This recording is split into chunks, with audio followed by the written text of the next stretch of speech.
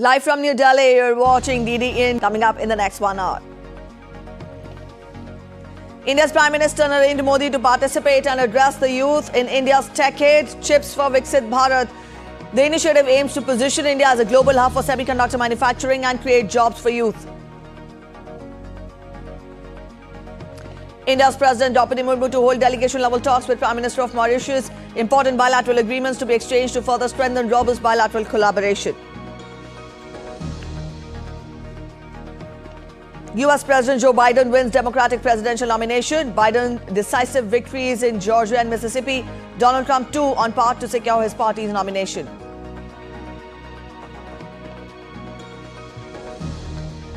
Nepalese Prime Minister Pushpa Kamal Dahal Prachand to seek third vote of confidence.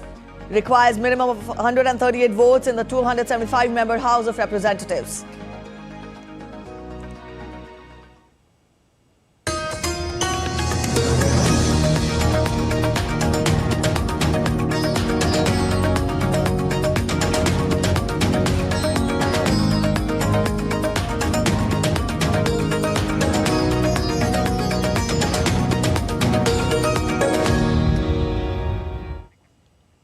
Today, it's a special day in India's efforts to become a hub for semiconductors. India's Prime Minister Narendra Modi will participate in India's Techade, Chips for Viksit Bharat, and lay the foundation stone for 3 semiconductor projects worth about $1.25 trillion via video conferencing. With the establishment of these 3 facilities, the semiconductor ecosystem will be strengthened and will get a firm footing in India. Now, these units will also provide employment to thousands of youth in the semiconductor industry as well as catalyze employment generation in the related sectors like electronics and telecom. On the occasion, the Prime Minister will also address the youth across the country.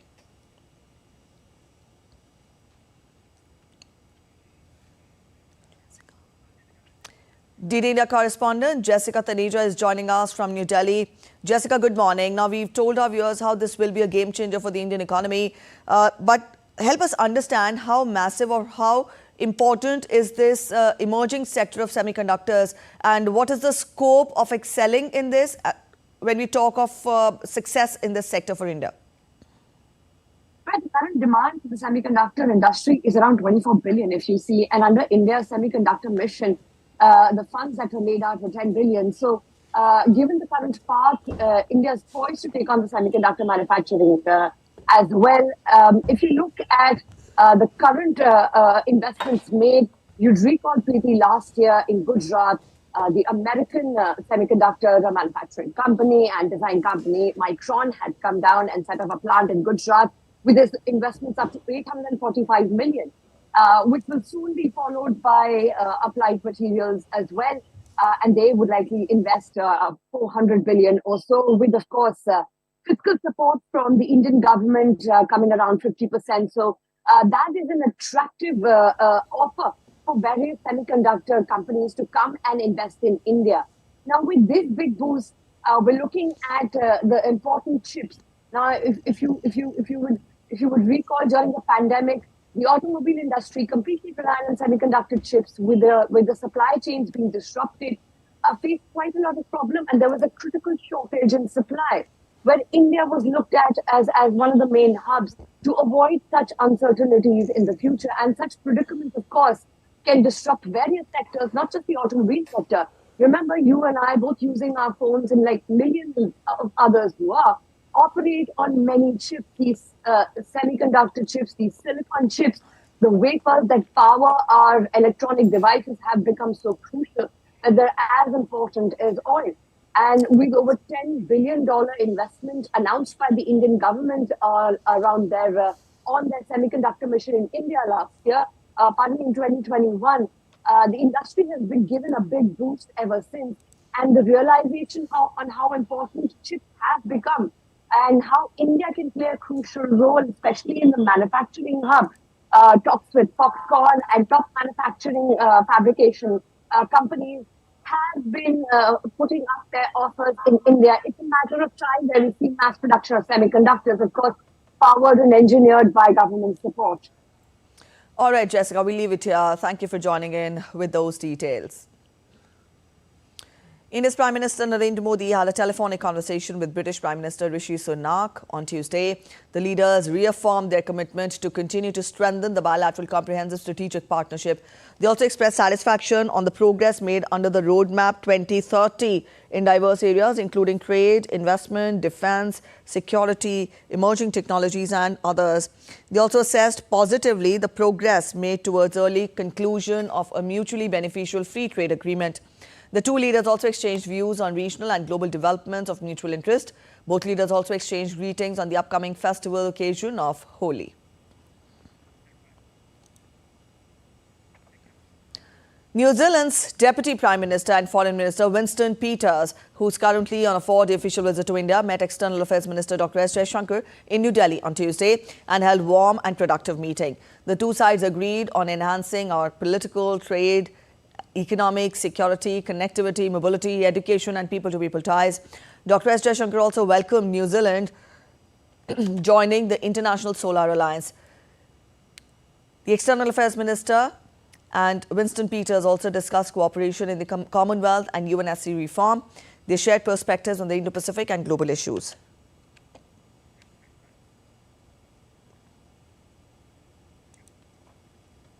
India's External Affairs Minister also held a bilateral meeting with Belarus's Foreign Affairs Minister Sergei Alinik in New Delhi on Tuesday. The two leaders discussed political, trade and economic ties between the two countries and exchanged views on development partnership, defense and education. They also discussed the regional situation and cooperation in NAM, SCO and the UN.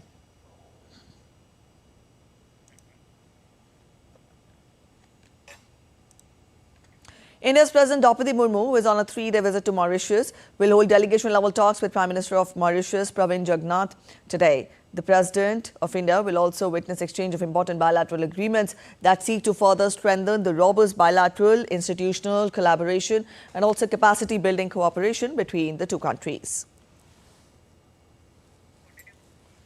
The President will undertake visits to historical and cultural sites, including the Apravasi Ghat, where Indian indentured labourers first arrived in Mauritius. She will also visit the Intercontinental Slavery Museum and the sacred Ganga Talao.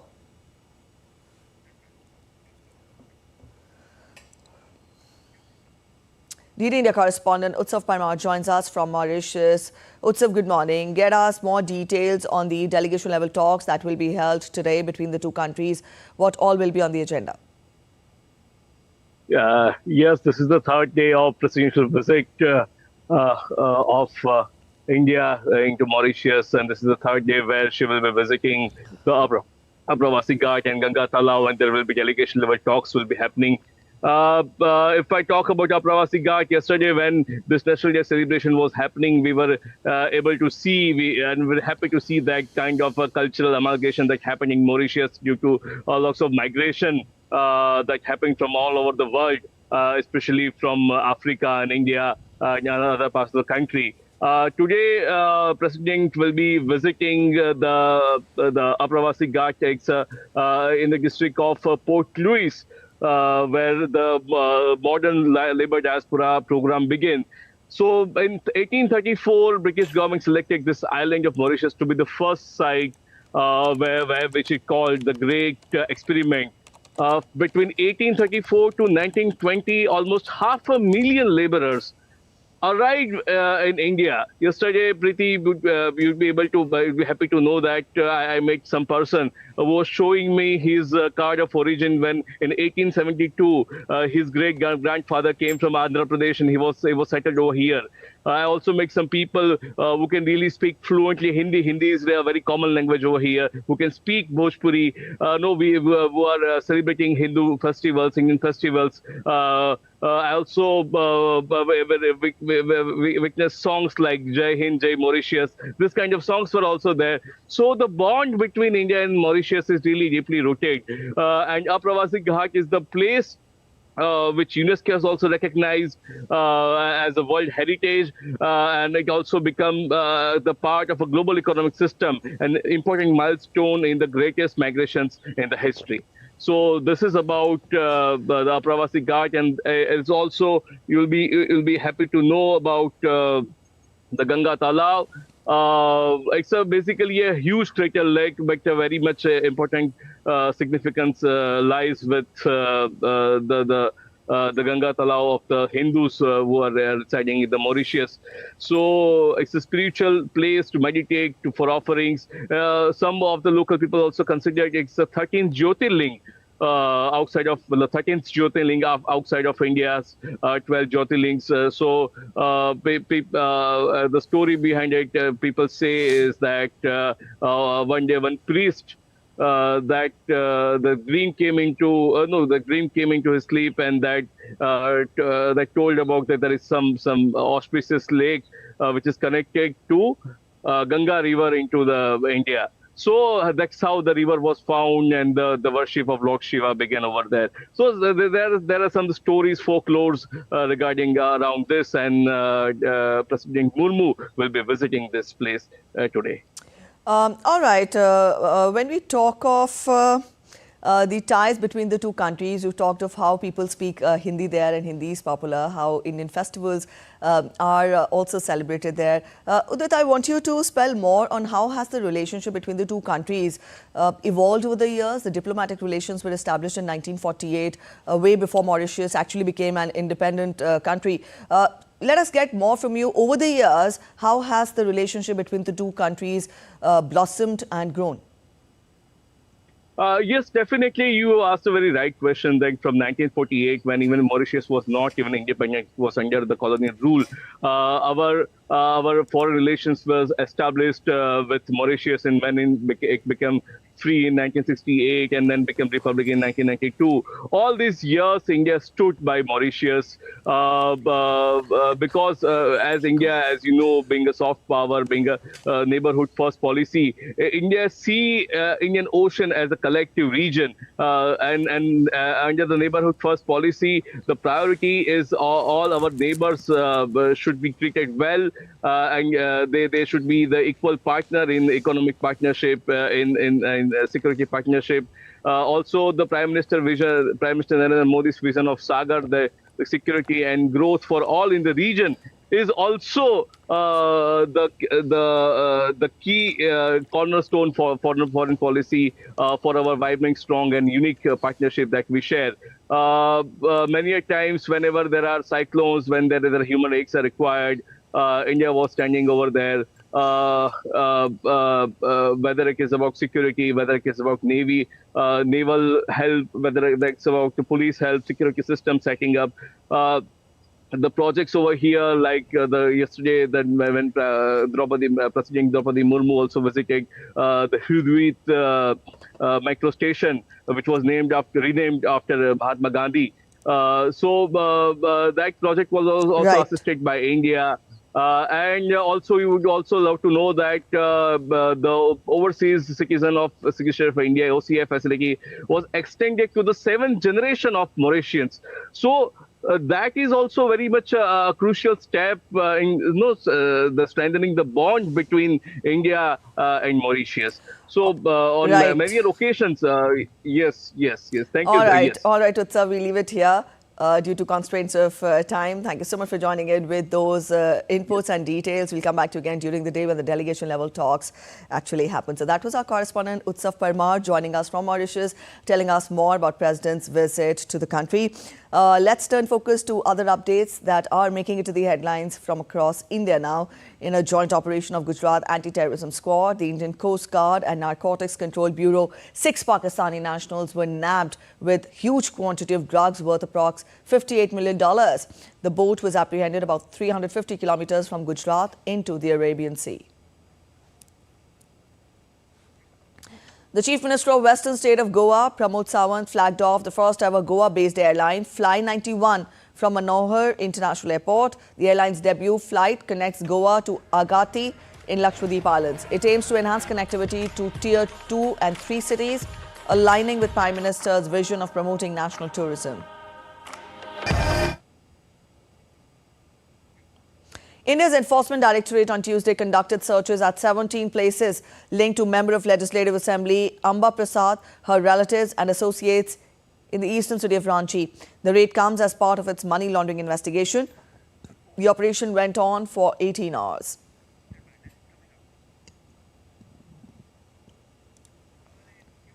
You're watching DD India News Hour. We are heading for a short break, but after the break, International Atomic Energy Agency chief visits Japan to inspect the Fukushima Daiichi nuclear power plant. Haiti readies for formation of a transitional council after Prime Minister pledges to step down. US expects members to be appointed by Thursday. United Nations urges gangs to silence the guns. Lawmakers in the US grilled the former special prosecutor who investigated President Biden's handling of classified documents in Congress.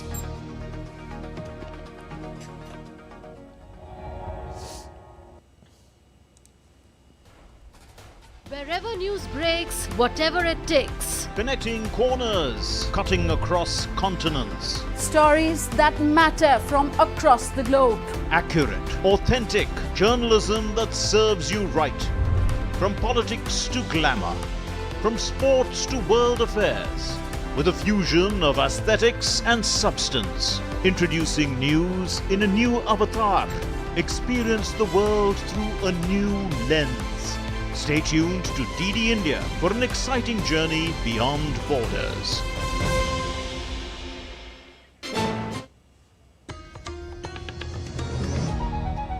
Welcome back after the break. You're watching DD India News Hour and I'm Preeti. Let's get to more international updates. The head of the UN's nuclear watchdog, Rafael Grossi, said that he supports Japan's push to hold summit-level talks with North Korea, even if discussion about Pyongyang's nuclear build-up is initially off the table on Tuesday. Grossi added, it is very important to engage and there is no direct safety issue from the Ukrainian staff being barred from accessing the Russian-occupied Zaporizhzhia nuclear power plant. Grossi is visiting Japan to inspect the Fukushima nuclear plant, where the IAEA is helping oversee the release of treated wastewater into the ocean. Grossi last inspected the plant in July last year.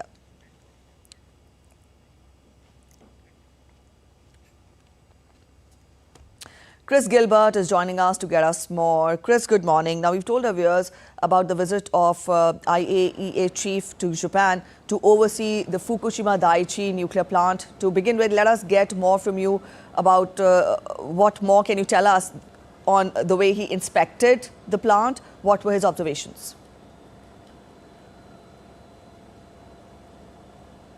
Well, that inspection is currently underway and we're likely to learn his conclusions when he addresses the press about 27 hours from now on Thursday when he concludes his inspection. But he said going into this visit that, as you mentioned, he hasn't visited since July. The discharge hadn't even started at that point.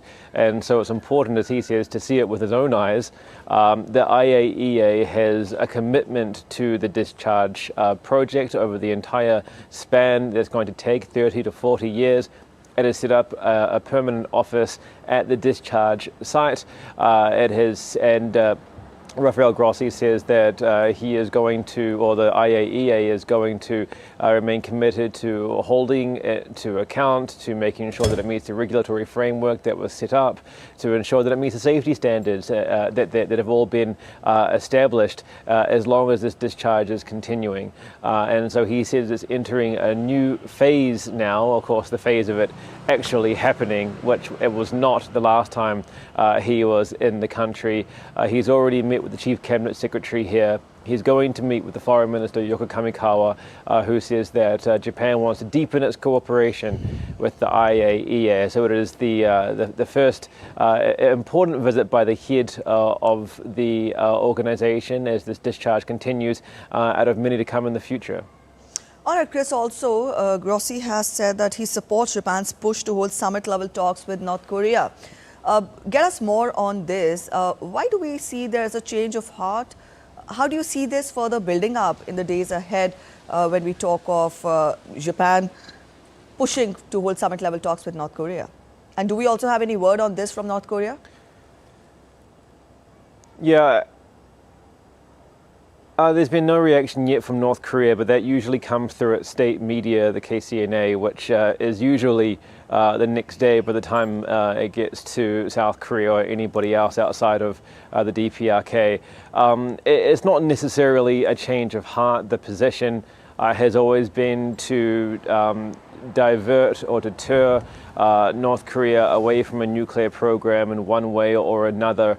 And the United States, for example, has always said that it is open to talks again, although it is Washington that is partly responsible for them falling apart in 2019 in the first place. And the current leadership and the current administration of the Kim Jong-un of North Korea has said that it is not interested, and that is not them simply being petulant. That is them saying that they view themselves as responding to the threats, as they view them, that are apparent to them with US nuclear aircraft carriers parked on the Korean Peninsula and military drills going on, etc., etc. That is the norm that we've come to expect on a near daily basis now. So although it may be surprising to hear the negotiations or the discussion of negotiations into the discourse again, it has always been an option, and it has always been something that many parties in the ongoing conflict have been seeking. All right, Chris, we'll leave it here. Thank you for joining in with those details. And now turning focus to Nepal. Nepalese Prime Minister Pushpakamal Dahal Prachand is scheduled to seek a vote of confidence from Parliament on Wednesday. The vote of confidence will come days after Prime Minister Prachand forged a new alliance with the Unified Marxist-Leninist, the Communist Party of Nepal. Prachand, a leader of the Maoist Centre Communist Party of Nepal, on Sunday sent a letter to the Parliament Secretariat indicating that he has severed ties with the Nepali Congress. According to Nepal's constitutional provisions, a Prime Minister has to take a vote of confidence after an ally withdraws support to the ruling coalition. Prachand is required to prove his majority after he lost the support of the previous ally.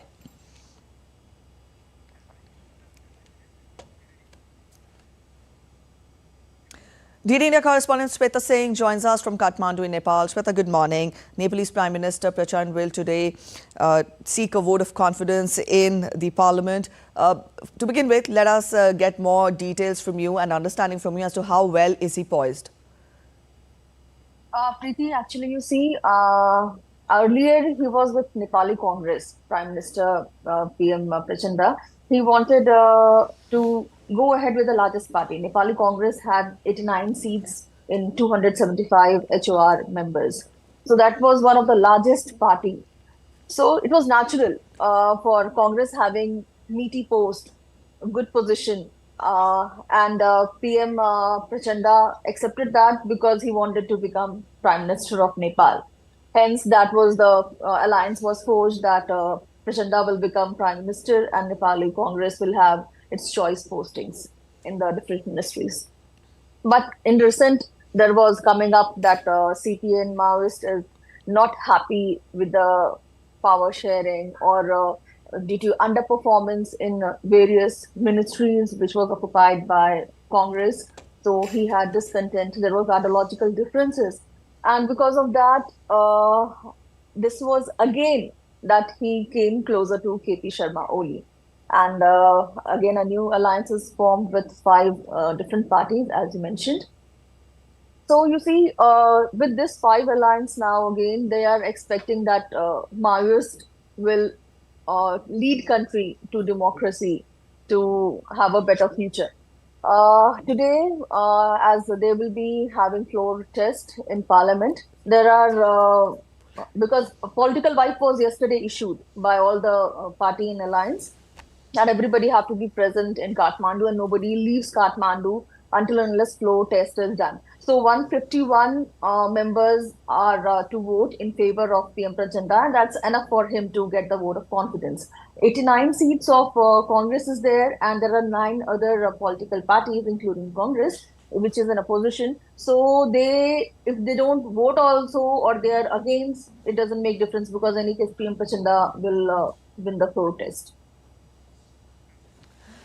All right. Also, Shweta, help us understand more on, on the days ahead when we talk of governance in Nepal, because there is political instability, as we understand from you. But now that the Prime Minister has forged a new alliance, how do you see, or rather foresee, the days ahead for the governance? Preeti, you see, actually, democracy is not very old in Nepal. It was that people struggled hard, fought to get democracy against the monarchy. And it's very natural for a young country like Nepal to have an unstable government because it's like power seeking. Being a prime minister, getting ministership in different position as finance, home ministry. These are like powerful seats. So every that's like aspiration of every political party, aspiration of every individual in politics who wants to become a minister and influence people, show their power. So instability is natural because democracy is very young here. And if you see the 15 years of record of democracy in Nepal, the government has not been stable. Every time it was like forged alliance. 2 years I'll become prime minister. 3 years you will become prime minister. So in the 5 years of tenure, the terms and conditions were being fixed beforehand as per the benefit and sharing of power. They used to have the leadership ongoing. So this is again because Nepali Congress had 89 seats, so it was very natural for Nepali Congress to ask for good post. And because Prachanda insisted on being prime minister, so that was the past alliance. But now with KP Sharma Oli, because KP Sharma Oli also led Nepal twice as prime minister. So in this power sharing, you see, they claim that they will take Nepal to greater heights with common concept of Maoism, with development of Nepal. So it's future that will unfold. Right. That exactly how this alliance will move forward. All right, Sweta, we'll So leave it here. you can expect anything. You can Yes. expect anything actually. All right, so we'll have to see how the days ahead pan out. Thank you so much, Sweta, for joining in with those details. Let's turn focus to US now. President Joe Biden has become his party's official presidential nominee after winning the Democratic primary in Georgia, a state also won by President Trump on the Republican side. Now, both the candidates focused their attention on the swing state of Georgia, which looms large in November's general election. Ira Spitzer gets us more. Both Donald Trump and Joe Biden visited Georgia in advance of the primary election, a sign that for both men, this is an important prize in November's general election. It's a state that Biden won by just 12,000 votes in 2020, and a state in which Trump is facing legal charges stemming from his refusal to accept the election results. Trump is seeking to contain any fallout from that dispute, which divided the state's Republicans. And for President Biden, convincing Georgia Democrats to turn out in November is going to be crucial, given what will likely be a very close race. Biden, who has now officially clinched enough delegates to secure his party's nomination, is looking to overcome a lack of enthusiasm from Democrats, as well as those in his party angry about his handling of the Israel-Hamas conflict.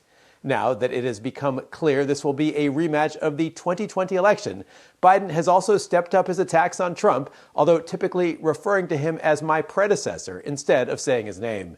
In a statement following Biden's clinching of the nomination with the Georgia win, Biden said, "Are we going to stand up and defend our democracy or let others tear it down?"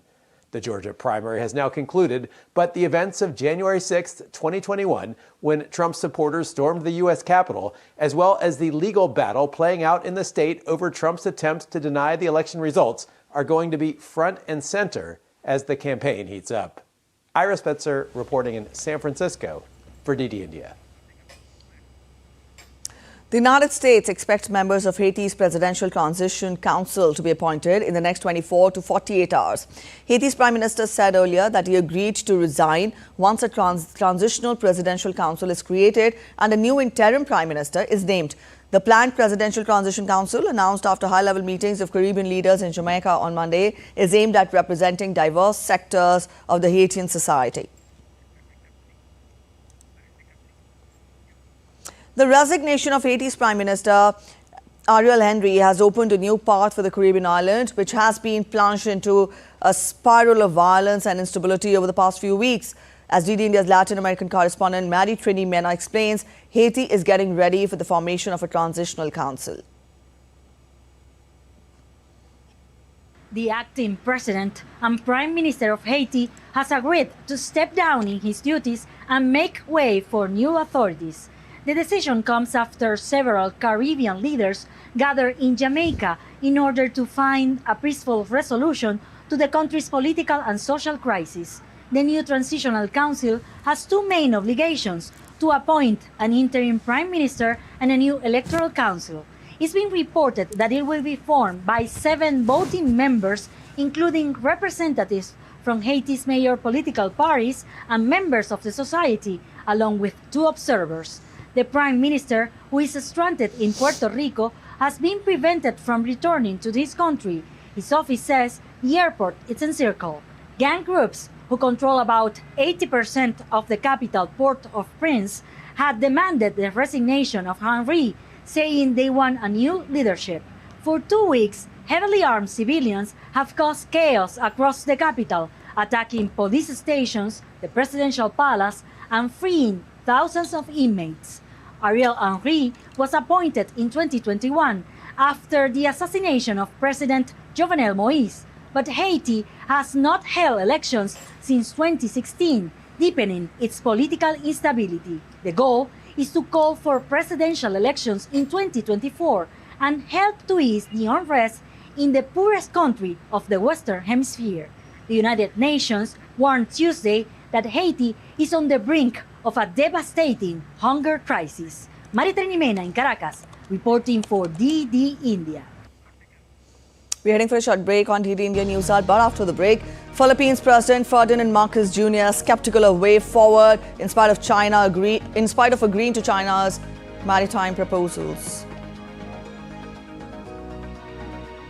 Sudan grapples with unrelenting conflict as its army claims control of national television through UN Security Council calls for ceasefire in Sudan.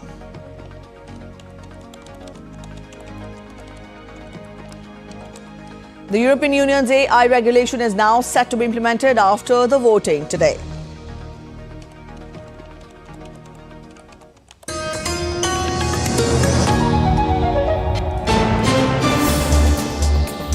Voice of a rising aspirational world.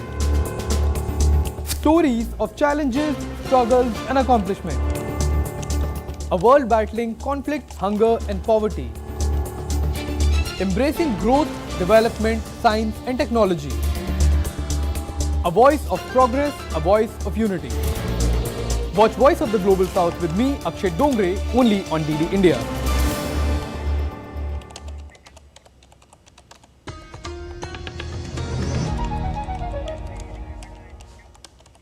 Welcome back after the break. Let's get to a quick recap of the top stories once again. India's Prime Minister Narendra Modi to participate and address the youth in India's Techade, Chips for Viksit Bharat. An initiative aims to position India as a global hub for semiconductor manufacturing and create jobs for the youth. US President Joe Biden wins Democratic presidential nomination. Biden achieves decisive victories in Georgia and Mississippi. Donald Trump, too, on path to secure his party's nomination. Nepal Prime Minister Pushp Kamal Dahal to seek the third vote of confidence requires minimum of 138 votes in the 275-member House of Representatives.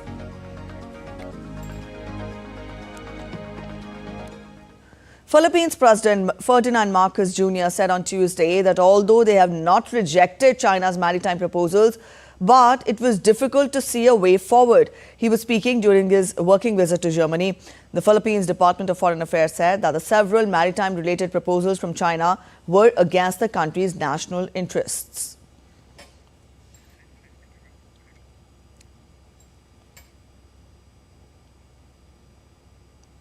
All right, DD India's correspondent Patrick Folk joins us from Singapore. Patrick, good morning. Tell us more on the response of Philippines on China's proposals. Why the skepticism?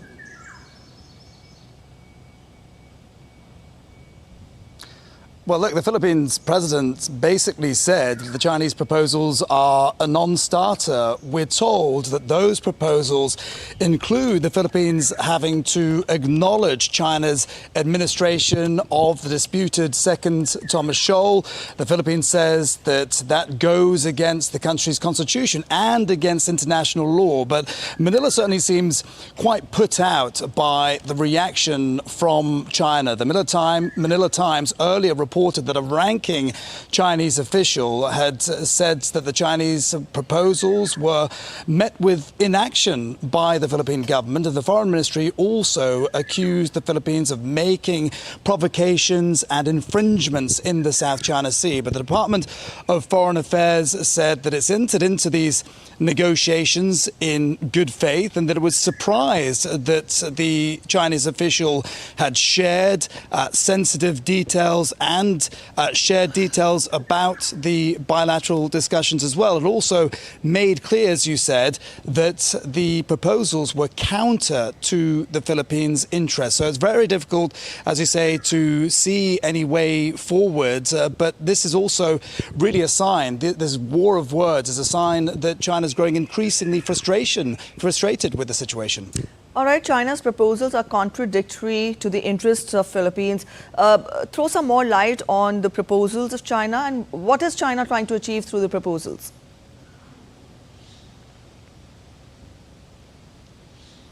Yeah, it's interesting looking at how China is going about this, because what Beijing really wants is to engage with the Philippines on a bilateral level where it can be in a position of strength. Remember, China's claims over the South China Sea were previously invalidated by a 2016 ruling by The Hague. It claims nearly all of the South China Sea and rejects The Hague's findings. The Philippines, however, it's not in a strong position to negotiate with China. China wants to avoid having international backers, particularly the US. At the same time, though, there is a question mark as to how far Washington would go to supporting Manila in the event of any serious confrontation between the two sides, particularly given the conflicts in the Middle East and in Ukraine. So that is perhaps something that China is trying to leverage and perhaps sees a small window of opportunity to come up with some sort of agreement with the Philippines right now.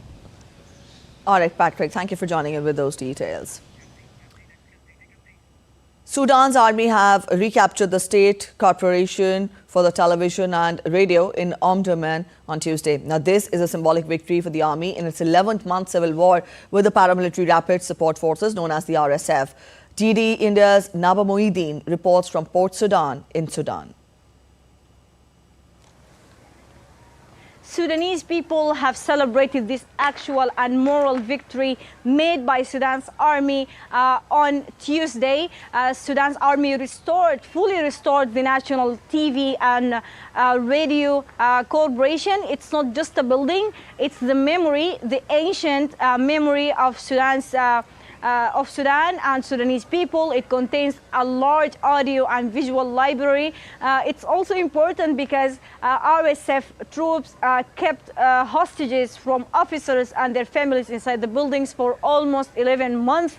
Now, since the fighting broke out on April last year, this victory was well celebrated on the ground. People are celebrating right now, and also on social media, people feel more confident and feel they can back their backs and go back to Omdurman. Some banks said that they will operate again in Omdurman city. They feel more confident that the Sudan's military is controlling large parts of that city. And it's important because it has a strategic value. It's near Khartoum Bahri and Khartoum city. It's not very far from the military headquarters. So people feel that the military will win not only this battle, but more battles in the next coming days.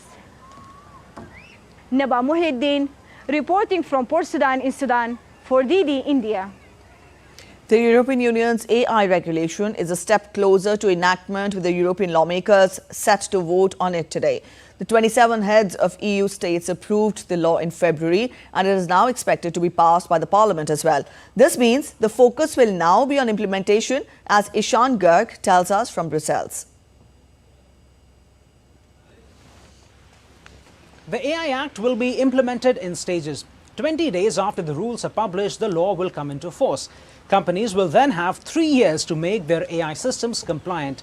And that path is a steep one. Under the EU's AI Act, the first one of its kind globally, the bloc is regulating AI by dividing its potential users into 4 categories, depending on the kind of risk they can pose to society. For example, AI technology being used in driving systems or one affecting the movement of migrants through border checks will be most strictly scrutinized, while systems categorized as minimal risk, such as AI-powered video games, will have little oversight. Officials say most AI systems will fall under this category. Now, there are some uses of AI, though, that have been outlawed completely. categorization of people based on social indicators, or broad use of facial recognition technology are among them. Companies have said they will need time and money to comply with these norms, and some, including the makers of ChatGPT, have said the rules could potentially hurt the growth of the entire industry. Now, it's a reservation that some members of the 27-nation bloc also expressed during the negotiations.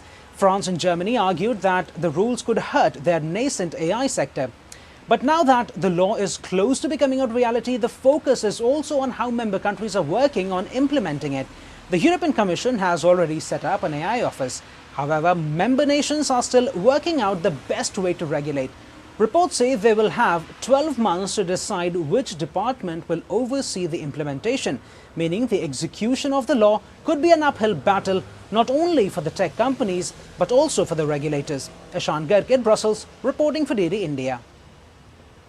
Lawmakers in the U.S. grilled the former special prosecutor who investigated President Joe Biden's handling of classified documents in Congress on Tuesday. Robert Hur was challenged by both political parties over his report's conclusions that Biden did keep some documents, but a jury would unlikely find him guilty of doing so willfully. Caroline Malone gets us more from Washington. Robert Hur stood by his report when he gave testimony to the House committee on Tuesday.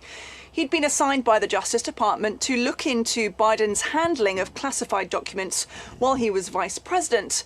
He interviewed the current president back in October, just after the Hamas attack on Israel. He said he found that Biden did have classified documents after his time in office, but that it would be unlikely he could be found guilty of it, given a lack of evidence, and also that a jury may see him as well-intentioned and just forgetting about the documents. Democrats on Tuesday took issue with a suggestion of Biden having a problem with his memory, saying that was beyond the scope of the investigation and that Hur must have known it would become political. The Republicans, on the other hand, are campaigning on Biden being too old, and they do talk of issues that they see with his mental capacity. And in the House hearing, Republicans say they thought Hur didn't go far enough, that they see there being a two-tiered justice system, one that lets Biden off, but charges the former president, Donald Trump, who's also facing this time a criminal case for keeping multiple classified documents, some of them top secret, and not returning them immediately to the FBI. Hur said he did see a difference between the two cases, but that he stands by all that was in his report. Caroline Malone in Washington for DD India. A ship carrying 200 tons of aid for Gaza left Cyprus on Tuesday in a pilot project to open a sea corridor to deliver the supplies. The charity ship Open Arms was seen sailing out of the Larnaca port towards a barge containing flour, rice and protein. The voyage to Gaza takes about 15 hours, but a heavy tow barge could considerably lengthen the trip, possibly up to 2 days. Cyprus, the European Union state closest to the Israel-Hamas conflict, is just over 200 miles northwest of Gaza. Meanwhile, Prime Minister Benjamin Netanyahu reiterated on Tuesday that Israel would press forward with its military campaign into Rafah in the southern Gaza Strip. We will destroy Hamas, free our hostages, and ensure that Gaza doesn't ever pose a threat to Israel again. We will finish the job in Rafah while enabling the civilian population to get out of harm's way. Netanyahu's comments came as European Union leaders plan to urge Israel not to launch a ground operation in Rafah, according to draft conclusions of an upcoming summit scheduled for March 21st and 22nd. All right, turning focus to Ukraine-Russia crisis now. The United States says it will send a new military aid package for Ukraine worth $300 million. President Joe Biden's administration said on Tuesday that the first such move in months as additional funds for Kyiv remained blocked by Republican leaders in Congress. The last drawdown was in December 2023. U.S. National Security Advisor Jake Sullivan said the funding was coming from unanticipated cost savings from Pentagon contracts and would be used for artillery rounds and munitions for high-mobility artillery rocket systems.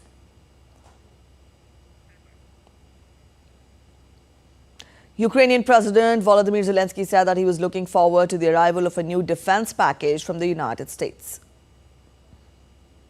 I also want to thank the United States and all Americans who valued freedom for their defense support for Ukraine. I'm looking forward to the arrival of a new defense package.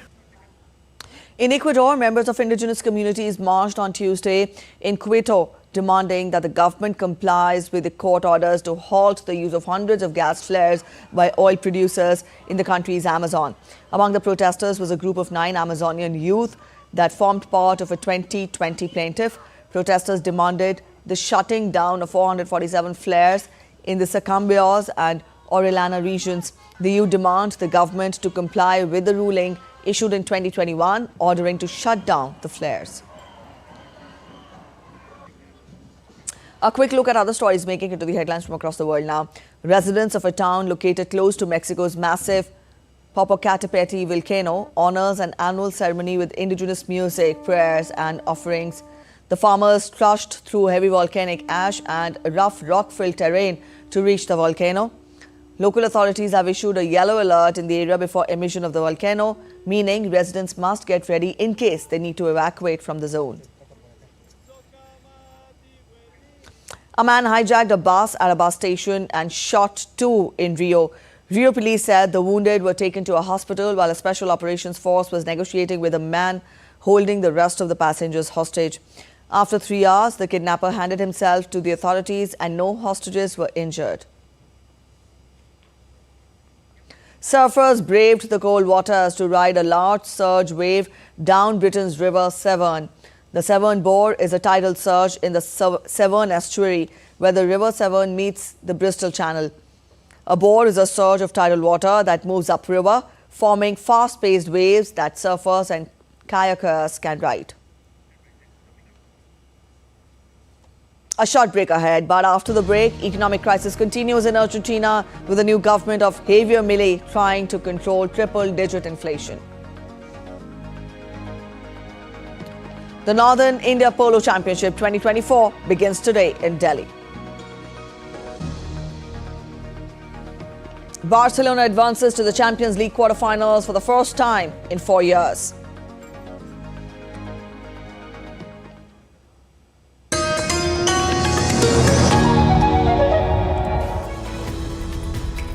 We just don't bring you the news as it unfolds. We get to the heart of the matter. We don't just present facts, we demystify complex social, political and economic events. We break stories that shape the world's present and future because you deserve the truth. I am Tanvi Taneja from New Delhi. I'm Ollie Barrett from London. I'm Nick Harper from Washington, D.C. Join us on DD India Global Monday to Friday at these times.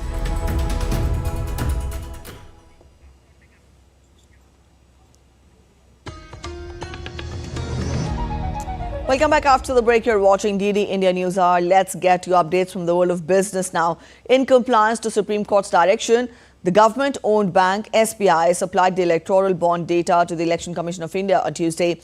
Earlier, the Supreme Court had dismissed a plea filed by SBI seeking time till June 30th for disclosure of the data on electoral bonds. The data will be collated and released by Election Commission on their website, which has confirmed receipt of the data by Sunday as ordered by the top court. Electoral bonds worth 16,518 crore rupees had been issued by the SBI in 30 tranches since 2018. U.S. stock indices surged on Tuesday after the release of inflation data. The Dow Jones Industrial Average rose 235.74 points to 39,005. The S&P 500 gained 57.3 points at 5,175 and the Nasdaq Composite added 246.36 points. U.S. inflation rose for a second straight month in February on higher gasoline prices amid the ongoing conflict. Fed policymakers are expected to hold interest rates steady for a fifth straight time at the upcoming monetary policy meeting next week. European shares also closed at a record high on Tuesday, led by automakers and banks as traders stuck to bets on an interest rate cut by the Federal Reserve in June following the keenly awaited inflation data. The pan-European Stocks 600 closed up 1% after pairing gains following the release of U.S. consumer price data. Headline prices increased solidly in February on higher costs for gasoline and shelter. though the rise in annual core figure was smallest since May 2021. Argentina is going through its worst economic crisis in decades, with the new government of Javier Milei trying to slay the triple-digit inflation. A report last month suggested poverty was heading towards 60%, putting pressure on Milei's reform plans and spending cuts to show quick results as anger simmers in neighborhoods. Argentina's monthly inflation rate slowed down more than expected to come at 13.2% in February. Milei has rolled out some tough measures to combat it, including painful cuts to state spending, targeting subsidies for utilities and transport. The government is set to announce official inflation data for February late on Tuesday. With estimates, the monthly rise will come in around 15.3%, down from over 20% in January and 25% the month before. Annually, it will remain above 250%. General Motors said on Tuesday that Mike Abbott, Executive Vice President of Software and Services, will step down due to health reasons. Abbott's departure comes amid recent software quality issues at General Motors, including delivery halts of Chevrolet Blazer EV, temporarily paused sales of its 2024 model year Chevrolet Colorado and GMC Canyon mid-size trucks. All right, on to sports now. Barcelona on Tuesday reached the Champions League quarterfinals for the first time in 4 years with a thrilling 3-1 home win over Napoli in their last 16 second leg that gave them a 4-2 aggregate victory. Early goals by Fermin Lopez and Joao Cancelo set the hosts on their way, and after Ami Rahmani cut the deficit before the break, Robert Lewandowski wrapped up the win with a late third. Napoli had never beaten Barca in their previous 5 meetings, and it turned out to be a repeat of the 2020 Champions League meeting with a 3-1 home win for the Spanish side after a 1-each draw in Naples. One of the most prestigious polo tournaments in Delhi, the Northern India Polo Championship, will commence today at Jaipur Polo Ground in New Delhi. The championship represents polo of the highest standard played anywhere in the country. It is one of the 5 open championships in the country. BMC advisors organized the polo ball function to mark the opening ceremony of the biggest polo 14 Gold Championship of India on Monday. The 4-day tournament will see 3 teams, Jindal Panthers, Rajasthan Polo Club and Vimal Achievers, playing for the title. All the team owners and players were present in the polo ball and were very excited for participating in the biggest polo championship of the country. In every team, there are 1 foreign player given the stature of the championship and to be governed by foreign umpires as well.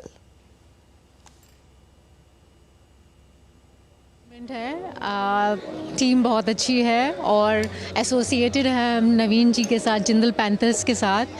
तो overall team बहुत strong है. Santiago is 6 गोलर है. नवीन जी best player है. सिमरन, सिद्धांत, all are great players. So I'm really excited for this tournament, and I think we have a very good team, especially associated with Jindal Panthers. They are great.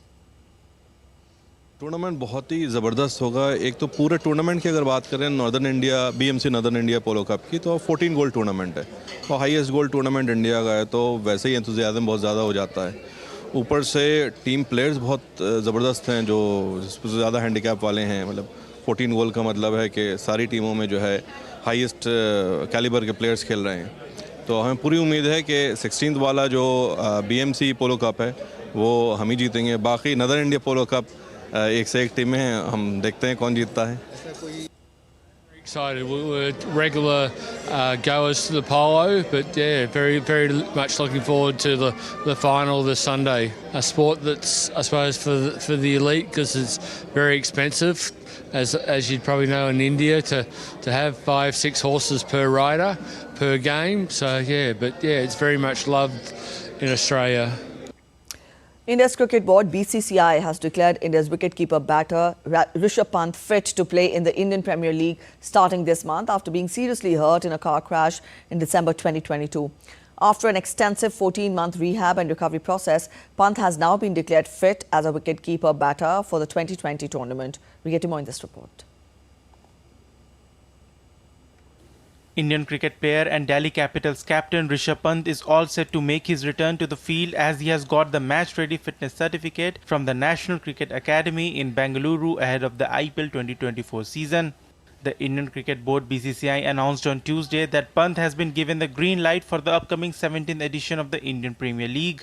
The Indian cricketer, who met with a horrific car crash in December of 2022, leading to him missing a packed cricketing calendar ahead. The accident had left Pant with a severe right knee injury that required a ligament construction surgery besides a fractured wrist and ankle, but he has done well to bounce back. The National Cricket Academy declared Pant fit a week back after he passed all the fitness tests related to his return to play. It has been learned that he batted for long hours and, more importantly, kept wickets for extensive periods in match simulations organized by the NCA. There was speculation that he might play only as an impact player or batter, but one of India's biggest match winners in the past 6 years has managed to get back in shape to go full throttle. Pant keeping wickets also means that he would have a fair chance of playing the T20 World Cup if he can come up with some impactful innings during the IPL season. BCCI Secretary Jai Shah recently said that if Pant can make the T20 World Cup for us, that will be a big thing for us. He is a big asset for us. If he can play the World Cup. Let's see how he does in the IPL. Pant was present at the Capitals table during the IPL auction last year and has been working on his fitness and the NCA after recovering from the injuries sustained in the unfortunate incident. He was also seen with his idol Captain Cool MS Dhoni, spending some quality time during this period. All in all, it will be interesting to see how the wicketkeeper batter performs after a gap of 14 months. Delhi Capitals will open their IPL campaign against Punjab Kings on March 23 in Mohali. Sports Desk, DD India. After successful debut of INS Vikrant and INS Vikramaditya together at Milan 2024, the biennial naval exercise hosted by Indian Navy's Eastern Naval Command, the duo made a pit spot at the Western Seaboard for Commanders Conference. Maritime Power. Take a look.